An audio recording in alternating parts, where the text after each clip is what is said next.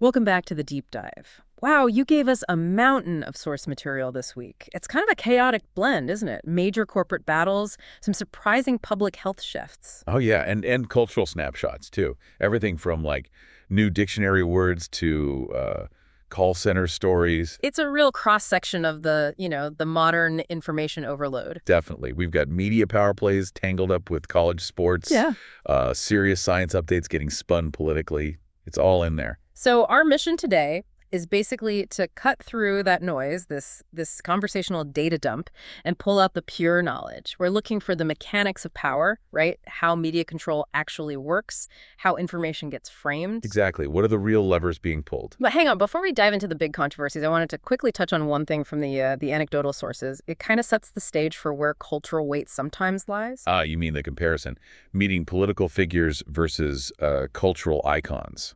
Precisely, yeah. The source mentioned working in politics, shaking hands with President Obama multiple times, a huge honor, obviously. Sure. But that same person, when they worked in a call center, which people often dismiss, right? They got to meet Muhammad Ali.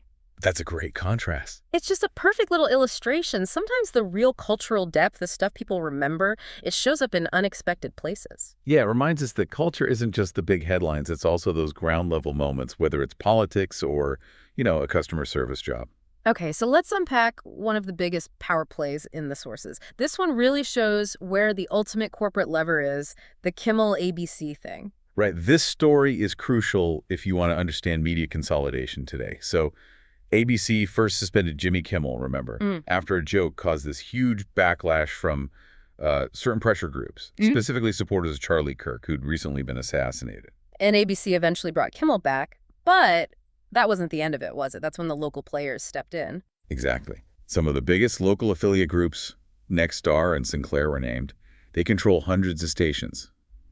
They just decided to keep the blackout going. Wow. So not just a few random stations. This was a big, calculated move. Oh, yeah. They were basically saying to Disney ABC, look, we've got the political clout, the local market control. We can override your decision. They seem pretty confident, like they had the moral high ground or the political capital to win. So how did Disney ABC force their hand? How did they get these huge groups to back down? Okay, this is where it gets really, really interesting. And it's the key aha moment in the source material. Disney didn't threaten them with losing a Marvel show or some hit drama or even the news. No, what then? They threatened to pull college football games. College football. Yep. The sources specifically mentioned threatening to pull key local games, like an Oregon Ducks game in big markets like Seattle. That's not just content. That's currency. It's the ultimate currency for those local stations. They depend massively on the traffic, the ad revenue from local college sports. Lose that, and their whole local business model just crumbles. So they folded immediately. Immediately. All that political posturing, the moral stand, it just vanished the second the sports money was on the line. It really shows that the non-content revenue, the local sports, that's the real power lever in media distribution now. And, connecting this to the bigger picture, this kind of centralized control over local outlets, it has history. Absolutely. The source material brought up the strategies from the moral majority days. The idea back then, and it seems now too, was target the local level, buy up local offices, school boards, city councils, and critically, local TV and radio stations. Control the airwaves, control the narrative. Exactly.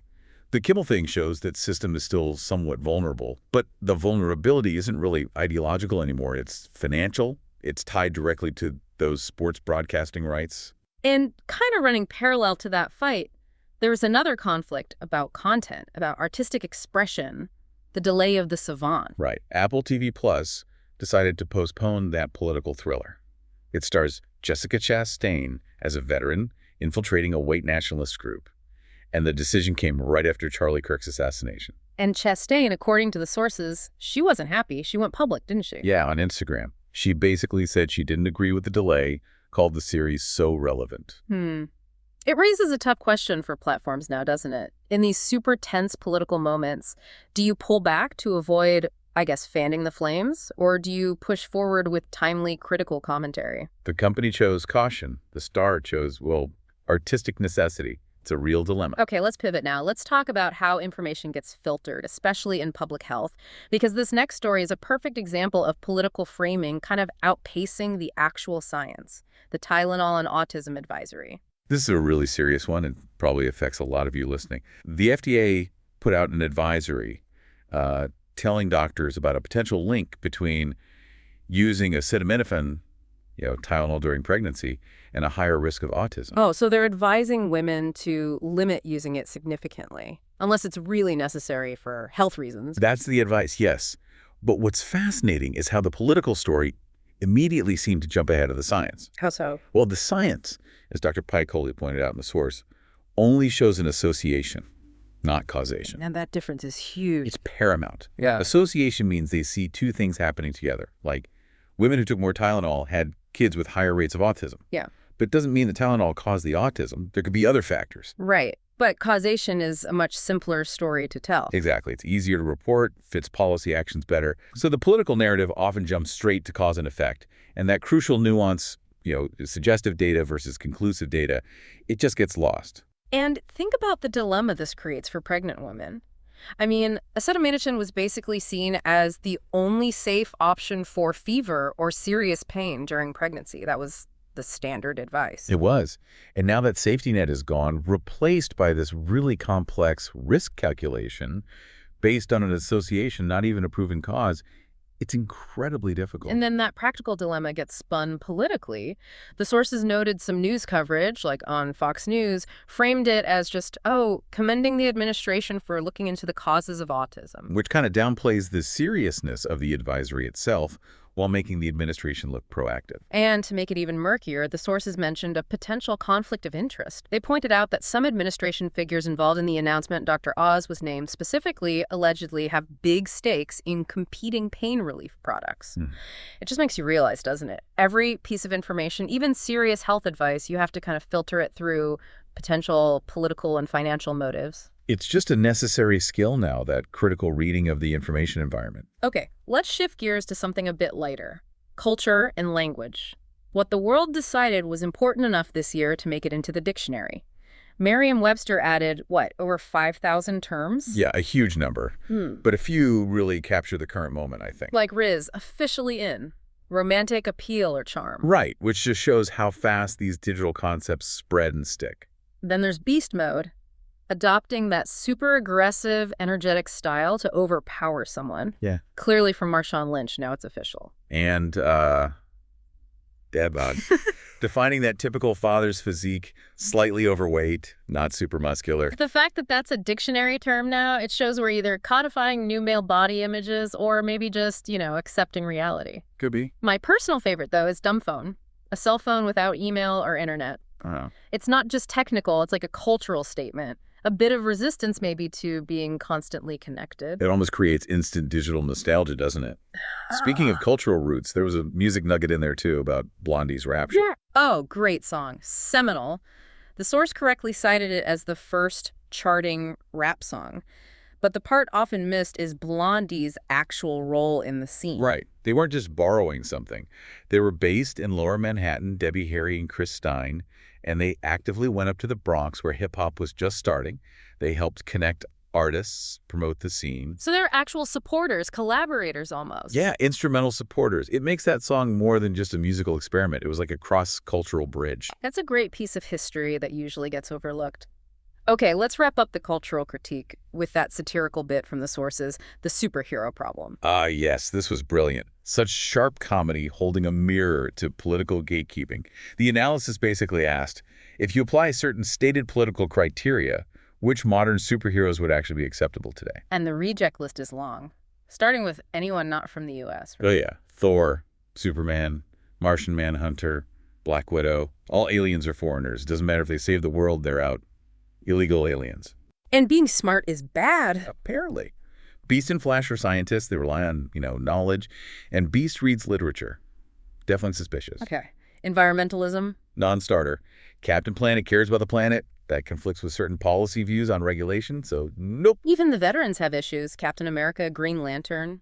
Well, yeah, they're vets. Yeah. But The critique points out that the perceived policies of these groups often clash with actually providing good veteran health care. So, being a vet doesn't automatically get them a pass in this scenario. So who's left? Who passes the satirical test? Only one man standing. Iron Man. Of course. Billionaire, white American male, bit of a womanizer. He's the only one whose background and profile perfectly fit all the implied criteria of these political gatekeepers, according to the satire. A perfectly sharp, acidic point. Okay, let's close out this deep dive with 3 quick global and business headlines. Kind of a deep dive news digest, tying into today's themes of power and conflict. All right. First up, ethics and law enforcement. Tom Homan, the former ICE head, accused of taking a $50,000 cash bribe from an undercover FBI agent. 50 grand. It's not just about the crime itself. It highlights that vulnerability to corruption right at the top of enforcement. That amount feels starkly symbolic. Definitely. Next, a massive strike effort. A 24-hour general strike happened in Italy, in solidarity with Palestinians in Gaza. Italy. Why is that significant? Well, it was nationwide. Thousands of students, workers, and crucially, dock workers in key ports like Genoa and Venice stopped work. It shows how large-scale political action can use economic leverage points, right? Turning ports into choke points. There were even clashes with police in Milan. Wow. Turning dock workers into a geopolitical tool. And finally, a really startling example of cyber attacks hitting the physical world. Jaguar, the luxury car maker. They had to extend a production halt to 4 weeks because of a cyber attack. 4 weeks? How much did that cost? An estimated $68 million per week. $68 million a week, just for one automaker. That makes the threat incredibly real, incredibly expensive. You know, when you hear that, it really makes you wonder why cyber defense isn't funded like, say, the Space Force. Right. We need an elite cyber defense force stopping these attacks. Turn those resources towards digital borders. The sources really underscore that this is the new front line for corporate vulnerability, no question. So, okay, wrapping this all up, what does it mean for you listening? We've seen the real media control lever might just be college football, not the content itself. We've seen how vital it is to separate scientific association from political cause in health news. And we tracked how culture absorbs new words like Riz, while maybe rejecting fictional heroes who don't fit a very specific narrow profile. We've spent this time dissecting these big, high-level power structures. But let's end on something much simpler. Basic social consideration. The source material had this really moving bit about just courtesy, like waving thanks when someone lets you merge in traffic, or moving quickly on the bus so people can get by. Yeah, that segment asked, why does that simple stuff seem to be disappearing? Why is basic consideration just fading? And the observation was pretty stark. It was. That the lack of simple consideration is what turns ordinary people into, well, the source used stronger language, but essentially into jerks. And that quickly leads to feeling like we live in a world full of them. So here's the final thought, something for you to mull over this week.